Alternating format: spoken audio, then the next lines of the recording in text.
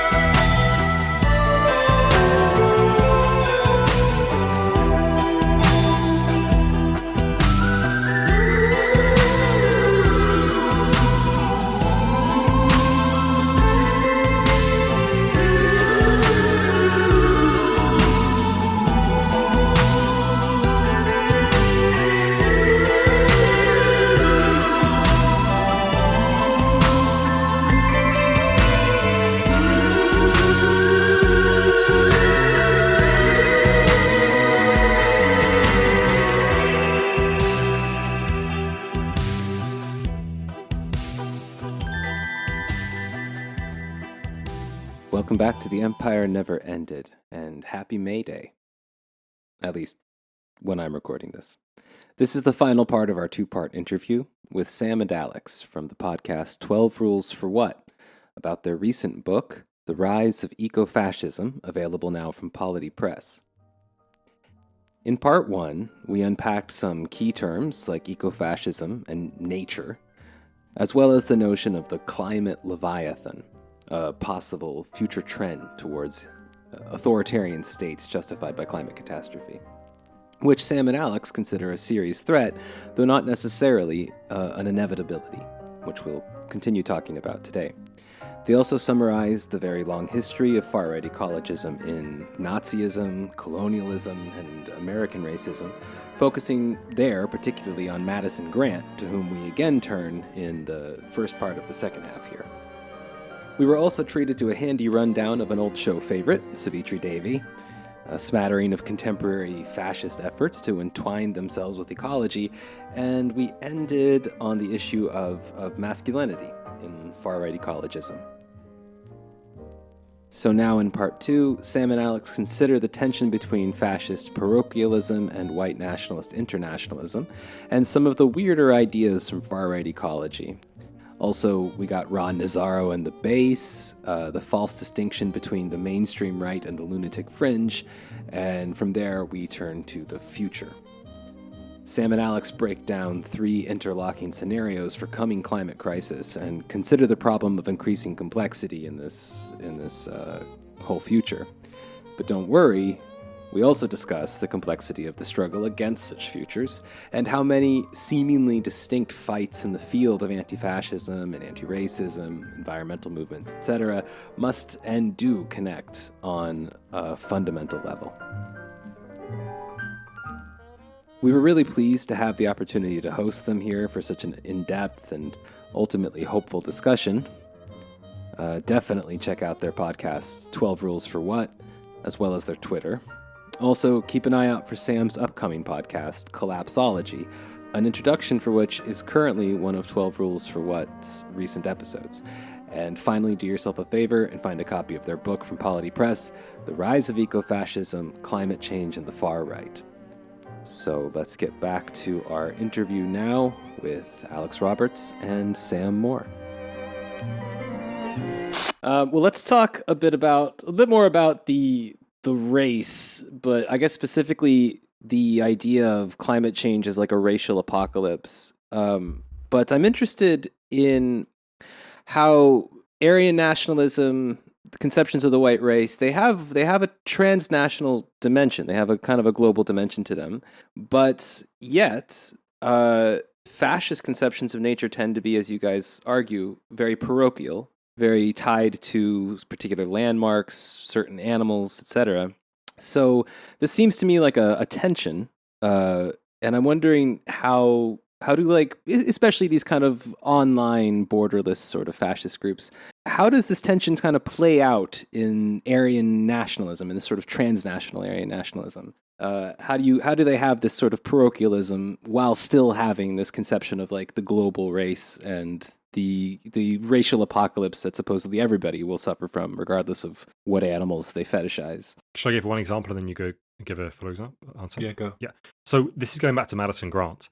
Madison Grant, in his I think 1933 book, 31 perhaps, Conquest of a Continent, tries to essentially kind of wrestle with essentially this problem.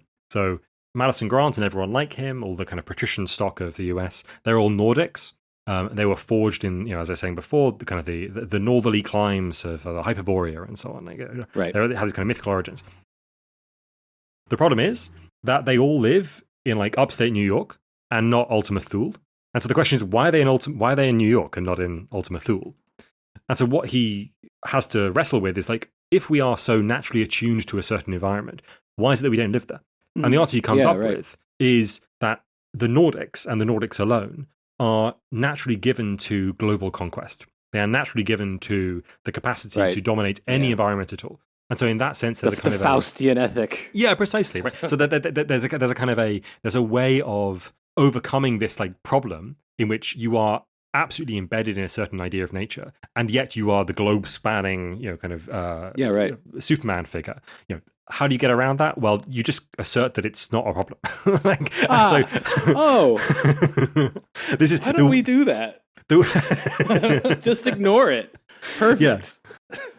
You treat it like your wife, apparently. Just pretend, but there's a more general way I think about in which online groups particularly overcome that kind of tension, and it's perhaps more subtle in current far right politics than it was back in 1920 or 1930. I mean, I think it reflects this kind of there is a definite tension there, and you're right to identify it. It kind of reflects a kind of new global narratives that are emerging, and emerging specifically online. Globalism, this kind of globalism versus its opposition is a big theme still.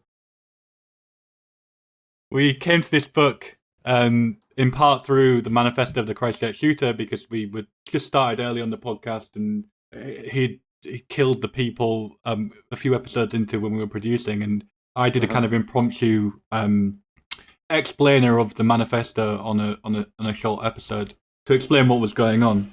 And he justifies his actions by saying he was taking out a certain number of non-white people who, because they in his conception have more children, would eventually swamp New Zealand, swamp designated white zones, as it were.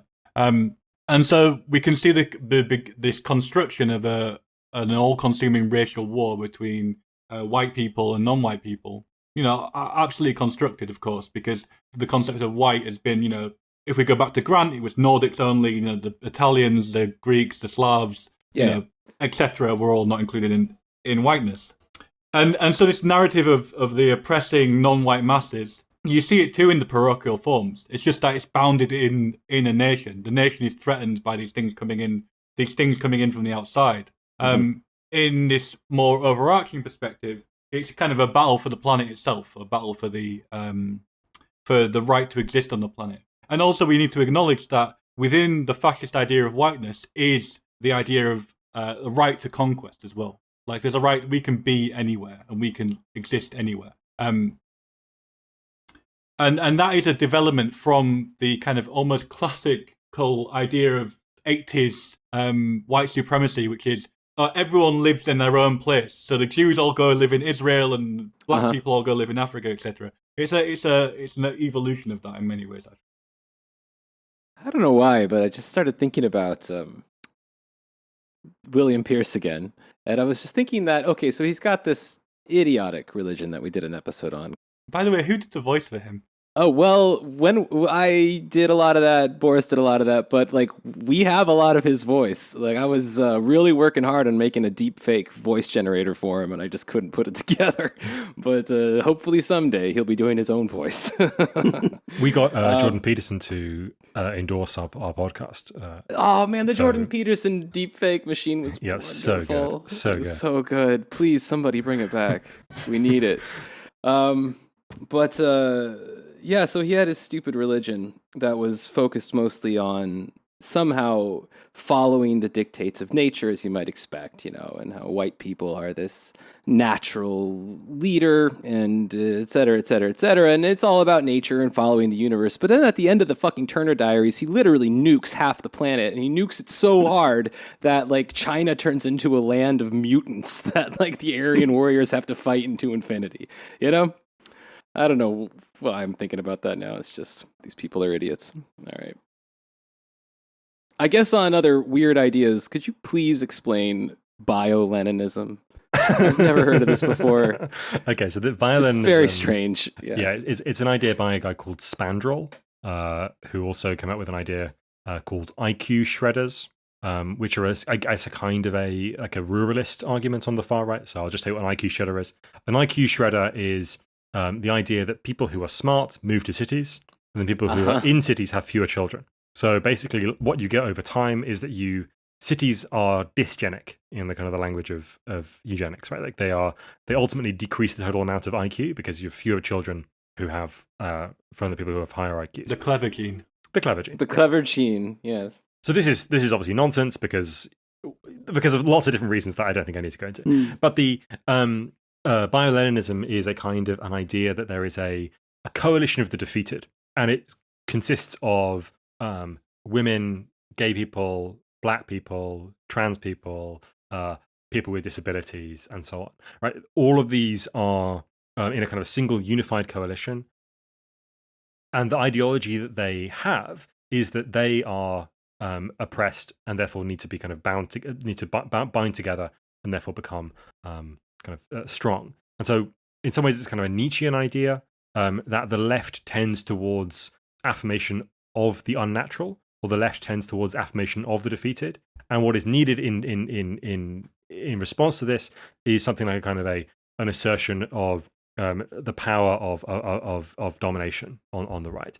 So bio-Leninism is the idea that the left's ultimate tendency is towards to gathering up this kind of coalition of the defeated who are unfit for this world. Isn't like Ted Kaczynski into Lenin now? I think he likes him. He prefers him as an organizer of a revolution. I think Kaczynski's now into something like having a kind of a primitivist, like Bolshevik party, something like that. Oh my god, I've never heard of that, but that sounds. I mean, sign me up. Inject it into my veins, as I believe they say. Ted's really just continually cranking out the classics. Ooh, sorry. Hey, listener, just to explain what's happening at this point, we took a little break for tea, because, they're fucking British, and on his way back, Sam had a bit of a revelation. I was just thinking, this is how Joe Rogan does it. This is it's actually not 4 hours is not that long, Oh yeah, well, I mean, look, Joe Rogan, he manages to pull 4 hours out of literally nothing. Yeah, they don't talk about anything. just Nothing. like odd esoteric Nazi references that nobody in the room seems to understand are fascist half the time, you know? Yeah. Yeah. Oh my God. I remember I saw this one episode. I got a friend here who's really into it. So sometimes he sends me stuff and I'll watch it with him and then we'll chat about it for a long time. But there's this one where the dude came in to argue that Nazi Germany was it was like some really weird. Who's the selfish gene guy? Dawkins. Dawkins, yeah. It was like a more fascist Dawkins kind of approach that Nazi Germany was essentially like a biological response to the need for certain kinds of cells to reproduce, and it was just like the most fucking Nazi shit I ever heard in my life. Oh my God. Who's? Do you know who that was? No, it was ages ago. I don't remember. Yeah, but Kali Yuga now, huh? There was a great clip where he like actually earned Peterson about yes, the wife thing, where everyone should get a wife. Yes. That's good. That's the one good thing he's done. Does Joe Rogan have a wife? I think he does, doesn't he? He has a wife. He does, yeah. He's got. He's a wife guy. He's wife pilled. He's wife pilled. Yeah, he's not a fascist. I think he's just extraordinary. Dumb. He's just not that bright. Dumb. No. Yeah. All right, let's continue. So, switching gears a little bit, we talked quite early on our own podcast about the base and Ron Nazaro and, you know, all the DMT and goat sacrificing and all that fun stuff. But what we didn't talk about is like the ecological dimension of the base. And it really didn't occur to me at the time to think of the base as like an eco-fascist organization. So can you talk a bit about how the base, or maybe even similar organizations like Atomwaffen, et cetera, kind of advance the eco-fascist, ecofascism? Yeah, so I guess like it was a kind of a complicated. So I'll just ask one thing. I've been told repeatedly. I speak normally about this fast and maybe even a bit faster. I've been told to like really slow it down, which is why I'm speaking at such like a plodding pace. It's not plodding; it's normal speak. That's normal speed. Okay, right. I'll just stick at the speed I was going at, and like, okay, that's good. I'm glad to hear it. So, so the base is, we should say, it's a kind of a. I see the base as an attempt to impose a certain kind of rigor and discipline onto the more extreme end of the alt-right. So in the alt-right, there was a bunch of different people who tended towards what was called the Siege Pill. I guess still is called the Siege Pill. Yeah. Particularly after Charlottesville. And they were all quite disparately organized. And the base is an attempt basically to give them a kind of a platform, right? It's a kind of it's like an Uber for a neo-Nazi organization, right? It's like a kind of it's a network that allows coordination between these different groups. Yeah, it's like the gig economy. It's the gig economy of neo-Nazism. Into siege. Yes, fantastic. So it's a in that it failed. So it didn't manage to impose a certain rigor or discipline or coordination on anything. Really, it was quite a disaster. But what it did manage to do was the strategy of the base, as discussed by Ronaldo Nazaro, Norman Spear, Roman Wolf, whatever you want to call him, Ron. The strategy of the base, as discussed by Ron on a podcast that we were watching for the book, was that it was in some ways like the IRA to white nationalism Sinn Féin. Right? It was an organization that was doing the dirty work of militant activism in order to secure an independence movement for white people. So they're much broader scale kind of scope here. There's the Northwest Territorial Imperative, which I think someone was alluded to earlier, right? The Butler Plan, so to speak, which is the idea that I'm sure you talked about on the show, that the most northwesterly 5 or 6 states of the US would become a white enclave. And so the question is like, the base is an attempt to basically produce an armed militant wing of that project. That's how we talk about it. And so in the propaganda, part of the Northwest Territorial Imperative's propaganda, part of the Northwest Territorial Front's propaganda, is the use of the Douglas fir, which is a particular kind of tree that's native to, I think, Washington State, Oregon maybe. And it's a symbol of both community, whiteness, and militancy, right? It's in some ways the perfect environment, they see it, for guerrilla warfare. It's the perfect environment to raise a family and also simultaneously fight a guerrilla war, right? Which is why the mountainous landscape of the Northwest is chosen, apart from just the fact that there are lots of white people there already. So the ecofascism here is about a connection between, and this is quite explicit in what Nazaro says, between National Socialism, which is his preferred self-description as an ideology, and the natural order of things. He says that if you had National Socialism out in the woods, I don't know what he means by that. National Socialism has only ever been, Nazism has only ever been used in like large industrial societies in Central Europe. So I don't know what... It's more of a highway building ideology. Yeah, precisely. Right. Without a tank factory, I don't really know what you mean. Right. Those two are quite intimately linked. But he has this like idea. Nazi Ewoks. This is the idea. Okay, so if you were to it's go Varg having a YouTube channel. Yeah, precisely. So it's if you were to go out into the woods, the society that he thinks you would end up with is basically National Socialist. It's essentially organized around racial lines. It's organized around a strict hierarchy of domination, and that's the kind of society they're trying to produce out of this a militant terrorism plan, basically. So I would say that in the propaganda and also in the overall strategic aim, there are essentially kind of eco-fascist dimensions to it. But I don't exactly know how the term ecofascism applies to it because we don't use the term. So like the book is called The Rise of Ecofascism. We don't really talk about ecofascism very much. But we do talk about, black pill tendencies and the greening of those black pill tendencies or the justification of black pill tendencies by the ideology of nature. So they're not necessarily their basis wouldn't fit so cleanly into a neat eco-fascist form, but underneath them, underpinning the base, is an ecological framework that borrows nature as both a key symbol and a space for building precisely a national socialist like Ewok movement. A particular environment that is understood as hostile to liberalism and that is stood as beneficial to and the natural environment of the guerrilla fighter. Mm-hmm. Yeah. It seems like an uncomfortable relationship considering what the siege pill implies about, the obsession that Mason had with nuclear weapons, and it's must be well, again, Ron's never been one for super deep thinking, though. I mean, I'm sure he's able to ignore most of these tensions when they come.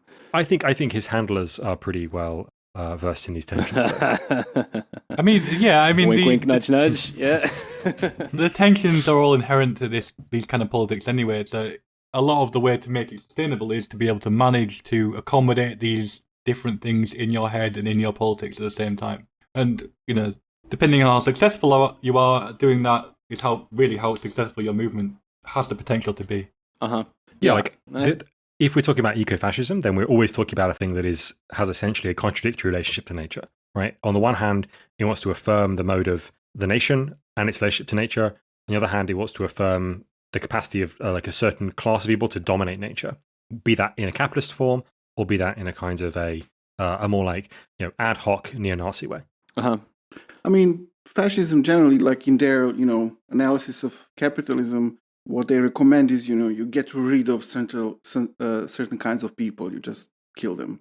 And you mentioned the connection between ecofascism and the Holocaust and so on. So I mean, it's not like for an eco-fascist movement, it's not really contradictory necessarily to propose nuclear warfare as a solution for the problem, really.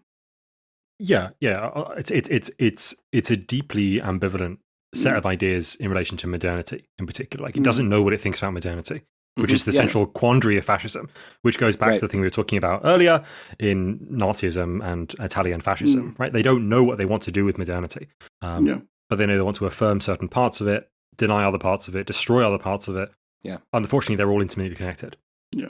And your book also makes a strong case for avoiding a sharp distinction between sort of this like the fringe, kind of like the siege-pilled fringe, like the base, and also more mainstream right-wing movements around ecology and so forth. But can you elaborate on why this distinction is a false distinction? So we have one example, which I think was scratched from the book, actually. I don't remember if it's in there. Mm-hmm. But we talk about the policy of Scott Morrison. Scott Morrison had this policy, I think it is which was essentially attempting to push back on migration to Australia. And the slogan of this, so Scott Morrison was the foreign secretary at that point of Australia. He's now the prime minister of Australia. So this policy went very well. It was very popular. And the slogan of that was, "No way you will not make Australia home." And "No way you will not make Europe home" was the main slogan that was adopted deliberately as a kind of a copycat, I guess, repetition by Generation Identity when they organized a collection of kind of paramilitary patrols in the Mediterranean in order to prevent migrants from coming across from North Africa.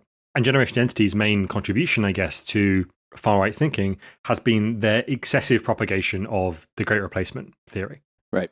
And the manifesto of the Christchurch shooter, who was Australian, who shot people in New Zealand, was the Great Replacement. Right. So there's a kind of a connection here between the ideas of mainstream liberals with a kind of authoritarian edge, like Scott Morrison, through kind of what we described as kind of new organizational forms in our previous book, through to terrorism, basically. And there's a kind of an intimate connection here, a circulation of ideas, if not, and quite importantly not, if there's no circulation of actual ends or tactics, right? They don't want the same thing. And the reason why I'm saying it's important is because I think a lot of anti-fascist action, a lot of anti-fascist activity has to rely on the fact that fascism is contradictory, is that its different parts want different things. Scott Morrison can never be associated with the Christchurch shooter. And so pointing out this connection is a way of, first of all, making him aware and indeed like shaming him, kind of political tactics to delegitimize his politics because of their association with Christchurch shooter through this indirect route. And also it has to be a way of making liberalism back off its like affirmation of these kind of far-right tendencies.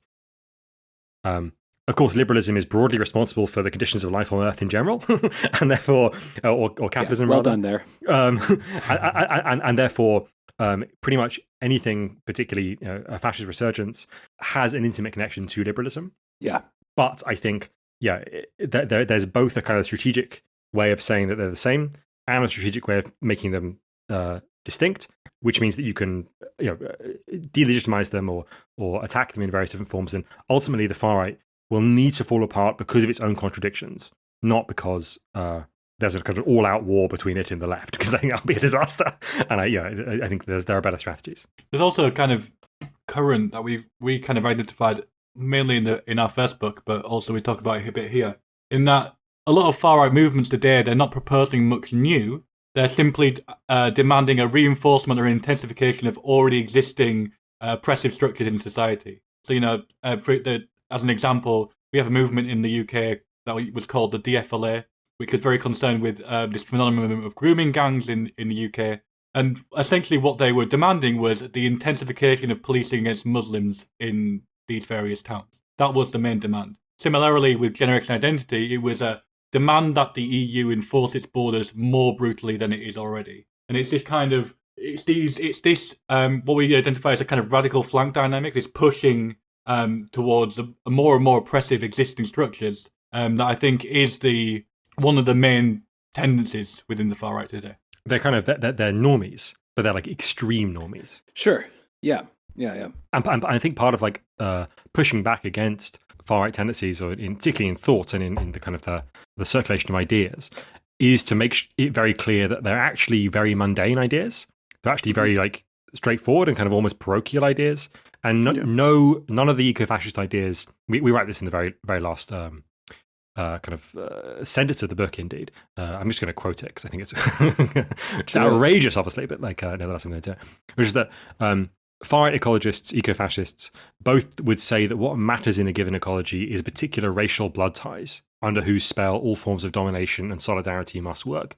Although their politics can seem mythic in stature, grandiose even, faced with the complexity and depth of the real natural world and the real lives humans and all other life can live through it, it is the politics of the far right that is, in truth, the most deeply parochial. Right, there's a sense in which, like, the far right, even though it aims for this like extraordinarily grand vision, is actually, as Alex has been spelling out, like really quite mundane. Right. Mm-hmm. Well, let's work our way then to the end of the book. I mean, it sounds like we're going to be finishing up in a minute, but the last part of this book is quite a lot to talk about. In fact, yeah. So in the final, let's say, body chapter of this book, y'all make an effort to look to the future, which this book kind of is. The whole thing is leading up to sort of be able to talk, maybe not make predictions exactly, but at least like outline some possibilities and, suggest some of the paths that these energies might take. So it's kind of a buffet of horror, to be honest, in some ways, but you bring it home in the end. I didn't leave feeling hopeless. It's That's good. That's good. You did a nice job there. So you helpfully distinguish three main directions towards which, like, the nativism that could be accelerated through kind of climate systems collapse might head. And these are one, which you've already mentioned, which is fossilized reaction. You also talk about something called batteries, bombs, and borders, and then also climate collapse cultists. And I am appreciative of any alliteration of any kind, so I props for that. But let's start with fossilized reaction. So what is that? And how does it connect to discourses around like energy independence, which seems on its face to be, fairly banal and yeah. So fossilized reaction is so what we're talking about in these futures. I mean, we need to say this is not like three choose your own adventure style paths in which we are just like there can be a mixing between the three. Right. Of these. Yeah. They intersect a lot. And yeah. Yes.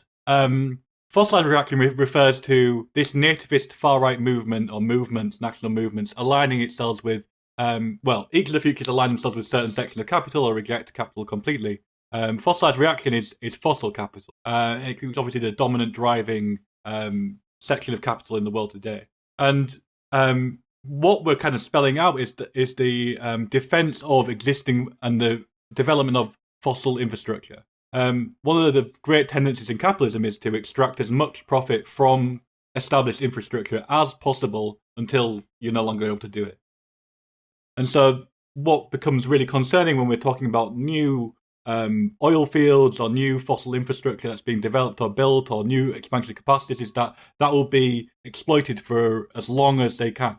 And so that's why, of course, it's really important that we block as much of this stuff from happening. Even recently with the war in Ukraine, there's been a lot of, in the UK, there's been a kind of re-emergence of fracking as a viable alternative to Russian oil, opening up of new oil fields on the North Sea, all this kind of stuff. And what we see is that section of capital aligning itself with some kind of mass far-right movement in order to, and the energy independence thing comes in batteries, bombs, and borders too, in order to establish energy, like a kind of energy security, energy independence. And obviously, this is a pretty much a really bad thing if this was to come to be. And it's also, in many ways, a very likely some kind of it is very likely in that, fossil capital is going to try and like entrench itself and expand its capacity and draw out the process of its winding down for as long as possible. And what it entails is, what fossilized reaction or that future entails is the intensification of borders, the kind of demarcation of people into certain areas of the world and banning them from leaving. The intensification of policing at home as well. In the UK, we're seeing a really oppressive section of a series of bills limiting the right to protest, limiting various different things, which are in part a reaction to Extinction Rebellion protests and protests against fossil fuel stuff in the UK. We've had groups like Just Stop Oil and Insulate Britain. And so, of course, those authoritarian state instruments will, in fossilized reaction, become aligned with a reactionary mass movement. Mm-hmm. And as you mentioned, this relates to the old bombs, batteries, and borders tack that y'all associate with green energy a bit. Maybe the Green New Deal kind of fits into that. So I think I would want to draw a line between what we described as batteries, bombs, and borders and the Green New Deal kind of generally. I think what we're pointing out there is that part of the Green New Deal, as it's currently understood, is that there is a need for climate justice as an integral part of it. And batteries, bombs, and borders the risk of the Green New Deal without climate justice as a part of it, right? It's the risk of a kind of a shift towards imperial governance on the part of the US and the EU and the UK and all the other kind of major states. It's a risk towards a shift. It's the risk of a shift towards imperial governance like that that sees the transition to green energy as its main supporting argument in some way, like its main kind of justification. So, somehow the reliance on a technological fix, the fantasy that the right device is going to get us out. Yeah, that's definitely part of it. And it's also about the battery bombs and borders is about is a moment in which the far right swings behind authoritarian versions of environmentalism. And those authoritarian versions of environmentalism necessarily entail things like globalized systems of extraction of lithium reserves, for example. And how do we do that? Well, there are different ways you can do lithium extraction, right? Not just like kind of technically, but like political settlements. So, for example, one of the kind of the most interesting places where this comes to fruition is in somewhere like Bolivia. So Bolivia has lots of lithium reserves and recently had a coup. There was a government, Evo Morales, which was he's indigenous Bolivian, and it was comparatively equitable, kind of socialist government in South American style, and it was couped by a right-wing Christian organization, possibly. Don't want to get too conspiratorial, possibly because of the Morales' government's reticence or slowness about allowing the extraction of those lithium reserves in the same kind of way as you might think about the Iraq war as being about oil. You can think of that coup as being about lithium, right? And lithium is, of course, the backbone, the basis for lots of green renewable technology, but particularly the backbone of kind of electric cars and so on. As Elon said, we can coup whoever we want. Precisely, right. So this is exactly the dynamics we're talking about. We're talking about a way in which an increasingly authoritarian capitalism relies on green energy transition to justify itself as the only game in town.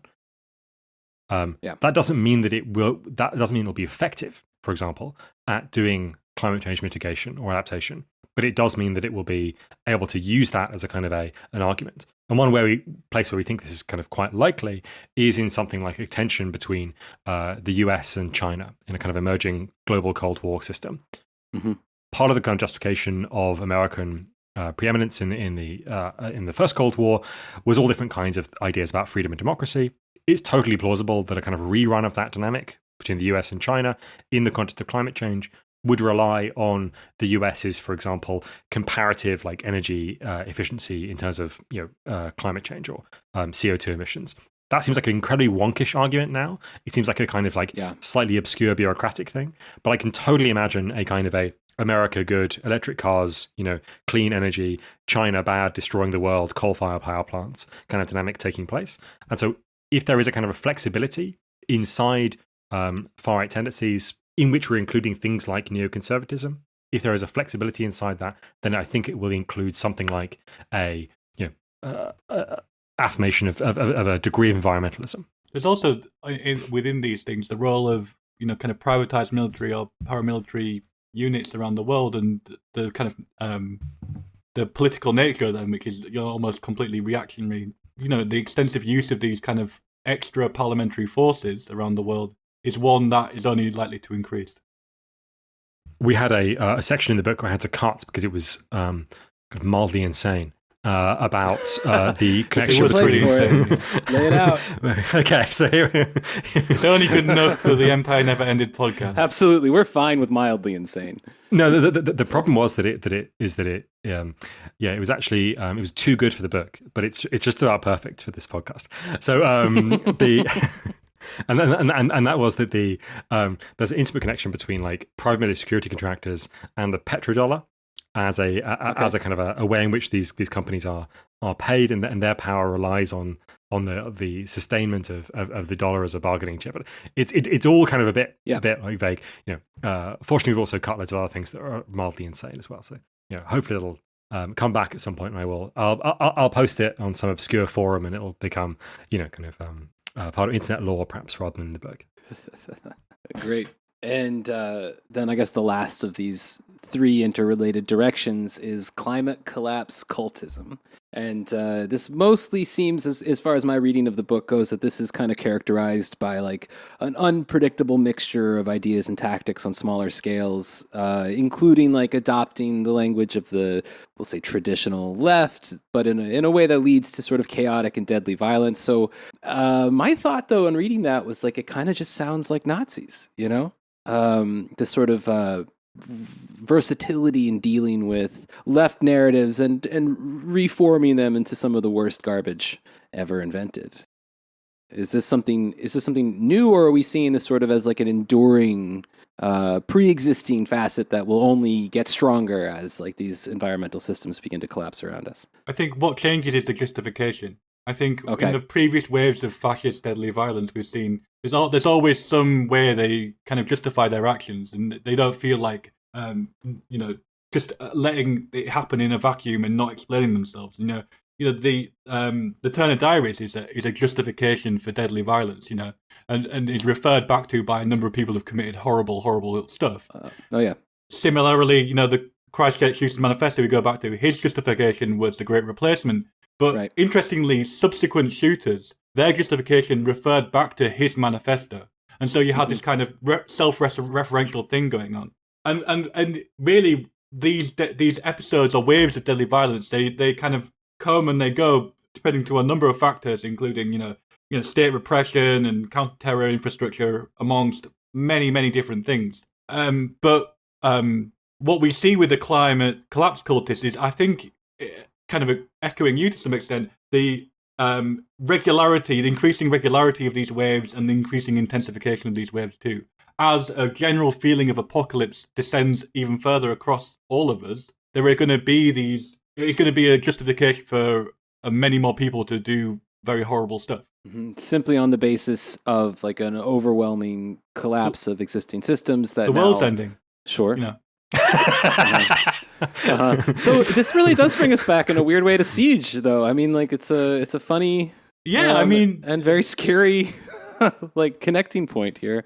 This nuclear Holocaust fantasy that everybody seems to love over there somehow has relevance in an ecologically focused terrorism upswing. Yeah, we talk about that in the Christchurch shooter discussion as well in the previous chapter of the book, about the way in which there's a kind of identity between the generic all-encompassing apocalypse of climate change and the generic all-encompassing apocalypse of demographic shifting, right? The racial apocalypse. Precisely, yeah.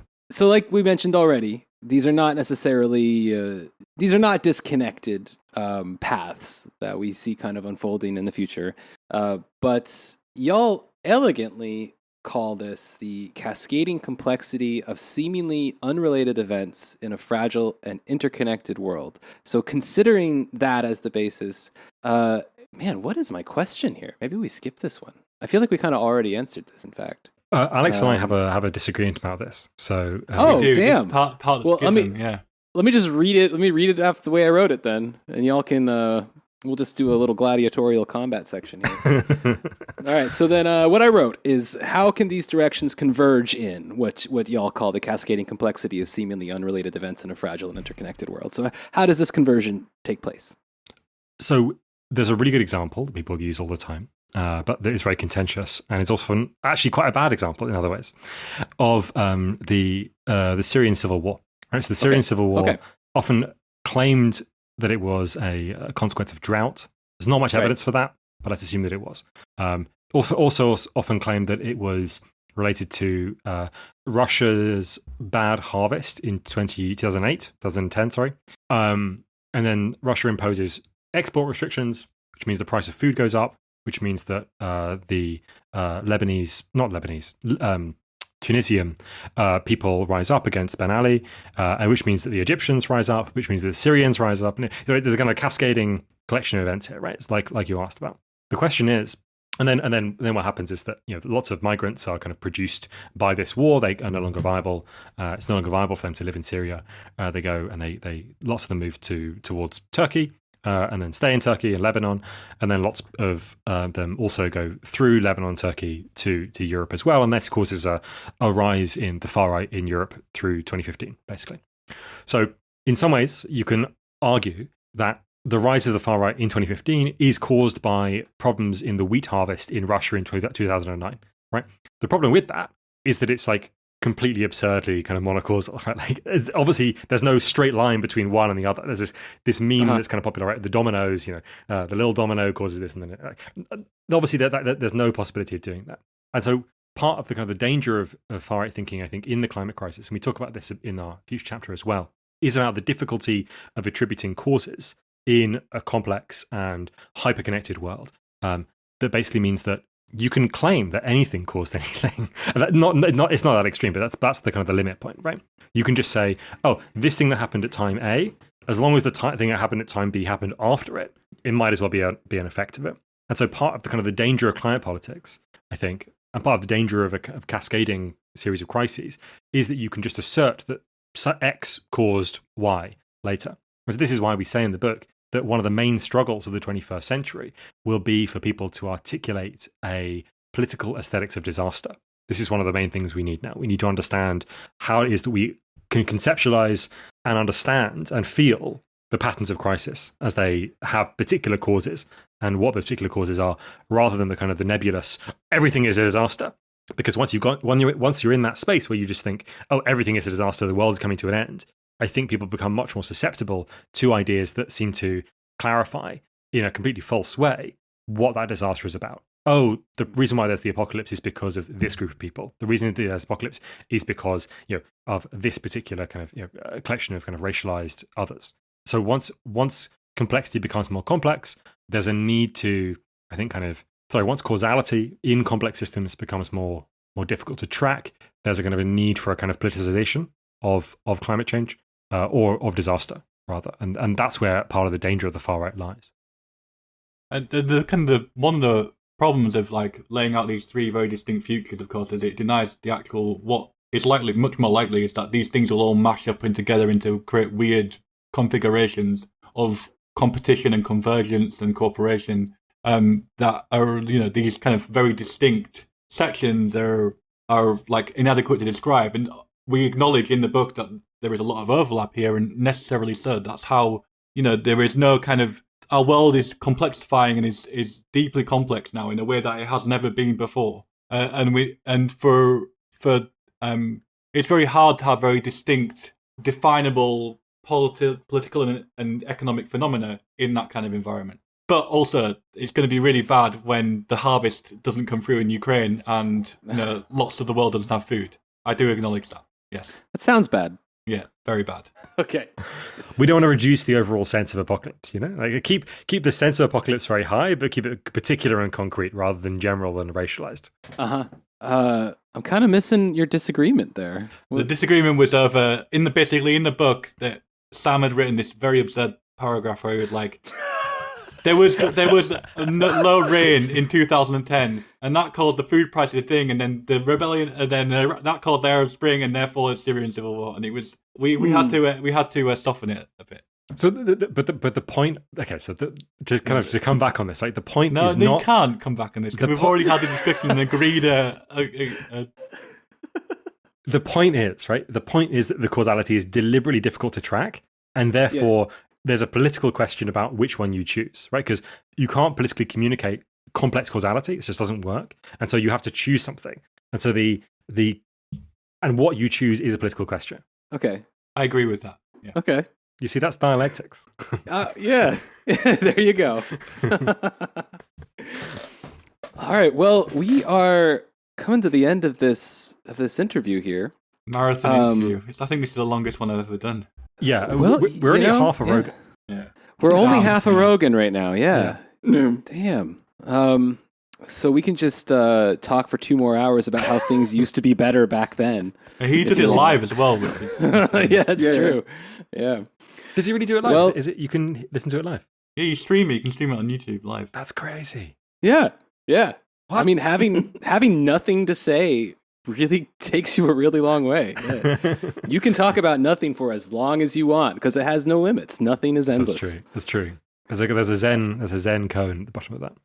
That's right. Yeah. Well, finally, the book ends in what I think is a very beautiful call for solidarity. One with a kind of a refreshing but still sobering analysis of how various struggles that we and a lot of our listeners are engaged in very actively, like anti-fascism, anti-racism, indigeneity, even like worker struggles and stuff like this, kind of link together through ecology. And so this isn't exactly a question, but I just want to spoil the book a little bit by reading this quote at length here. And then maybe we can just kind of reflect on it a little bit, leave on a high note. And that is this. Solidarity is not just an obligation. It should also be a mode of enlivening, a mode of extracting ourselves from our parochialism and opening out into the planetary ecology we collectively live through.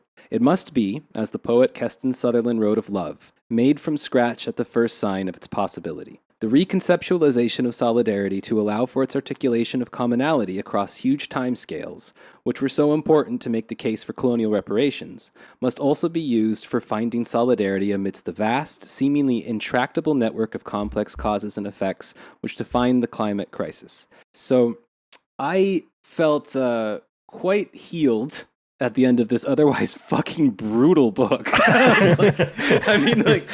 It's damn, it's just like one fucking thing after another in this, and it just all feels so doomy, you know. But like, what this book does do is establish that you're as long as you sort of keep this in mind, and correct me if I'm misinterpreting this, please, but as long as you understand how your struggle ties into this broader ecological picture, doing anti-racist work is very much a resistance against exactly these possible futures. That these the climate catastrophe as it unfolds on the right, as it unfolds in the state, as it unfolds in capital, will be felt as increased pressure, both through active racism, worker oppression, et cetera, et cetera, et cetera, the rise of fascist movements and whatnot.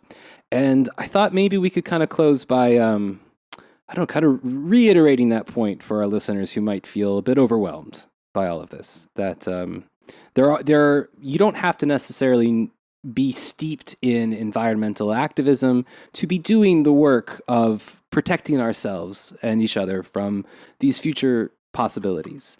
And maybe we could talk about that for a second. Yeah, so just thinking first about the idea of solidarity, like we have a kind of slogan in the UK, maybe it's elsewhere too, solidarity, not charity. And people who often say it, they often just mean charity anyway. They just mean charity, but we're, not skimming off a bunch of money for ourselves, or, charity, but, we're better than the NGOs who are doing it too. And we want to get away from this idea of charity solidarity. We want to refuse to see the world as the impoverished, oppressed, and we are here to come and help. We are here to come and send aid. We are here to come and alleviate suffering. And instead recognize that these people are already resisting, already helping themselves, and we can join in on that fight too. And, it often feels, I live in London, it's, probably the most capitalized city in the world. Its physical structure is shaped by capital. And it feels like there is nothing much to do. Sometimes, if you feel like you're in a charity model, aside from give stuff to charities and be very concerned about disasters in the world, but actually, many of the centers of capital are based here. Big offices, whatever, the stock exchange, all this kind of stuff.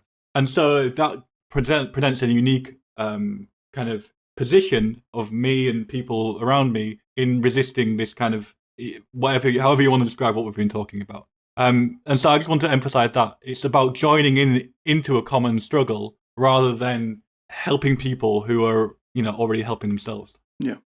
Yeah, I think there's a scale of it that is quite important to hold on to.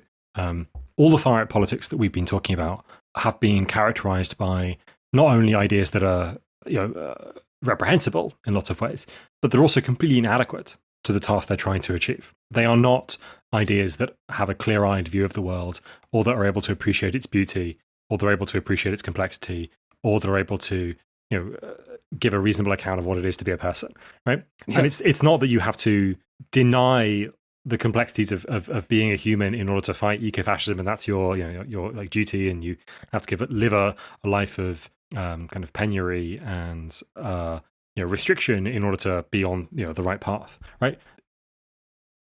In this case, living kind of truthfully in the world and living a politically viable and exciting and important life and saving the world are all kind of the same thing. and so part of what the idea of ecofascism provides, I think, for people who use it, is a kind of an ultimate enemy, right? It's the kind of the ultimate bad thing. And I think that's extremely tempting.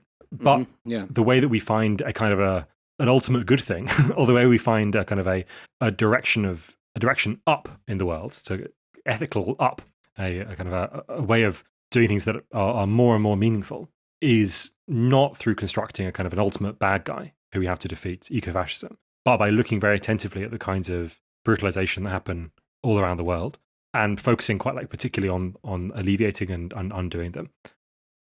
And so I think, although there is a kind of this temptation of making a bad guy, right? The book is not about a bad guy. It's about this world. And this world is immensely complex, immensely deep and troubling and complicated and beautiful and full of extraordinary possibility. So I think those are the kind of the things I'd want to kind of hold on to rather than say, we must defeat the eco-fascists as the ultimate evil. I think the one useful thing about ecofascism as a term, is that it kind of brings together anti-fascism and ecological activism in a very necessary way. Like, it's going to be increasingly hard to separate the two, is what it indicates to me. And I think that is in itself liberating as well. Like, we shouldn't be siloed off from other parts. We can distinguish our political activity into different little bits. When it's coming together, we should also come together too. Yeah. Excellent, guys.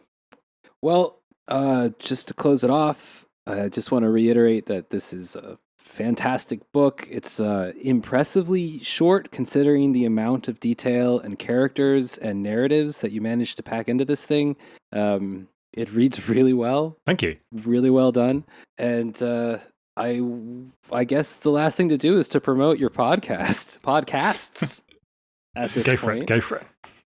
Yeah, the most important thing of all, get those quotes in. Yeah. So that is 12 rules for what? I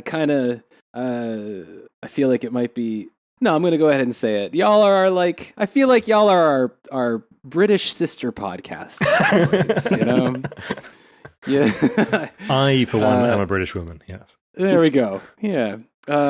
So definitely check out if you like our show, you're going to love this show. And also, maybe could I get Sam to talk a little bit about the coming Collapse podcast that you're working on now? And I think it's this in a nutshell, isn't it? But I suppose what's going to be the focus of the Collapse podcast coming up in the future here? So yeah, it's called Collapsology.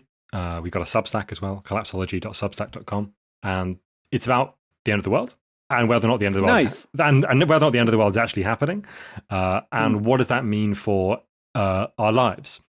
And the idea is that all of the political ideas that we have, all of the ways of understanding the world, of making meaning within it, that we are so embedded with and so used to operating within, have all happened in the space of essentially industrial modernity, and are all useful within the space of industrial modernity. And if that's coming to an end, then we're going to need some more ideas. Yeah, we got to talk about it. And collapsology is an attempt to come to terms with that condition, and also to think about what other ideas there might be for making human meaning in a post-industrial, post-modern way. Is the theme song for Collapsology just rocks falling? Yeah, it's a kind of synthetic sound of a building being demolished. Yes. 12 Rules for What obviously has the Little John theme song. Yes. It's, and I think that the character of the podcast will be it's got to find its theme song. I think that won't be the theme song forever, but yeah, it's not bad. It's not bad. All right, guys. Well, thanks a lot for being here. This Thanks was so really much. helpful. Thank and you. I think it does add definitely a missing dimension to this last arc, this long fucking arc we finished here. Somehow we managed to do, 60 ass episodes about American fascists, and It was somehow very, very managed to avoid the issue of ecology. I don't know. Well, they've managed to avoid it as well. Yeah, true. All right, guys. Well, Thank you. It was great. Yeah. Thank you Hope so to much. see you all Thank you very soon. much. Thank you. And thanks a lot. Bye-bye. Bye.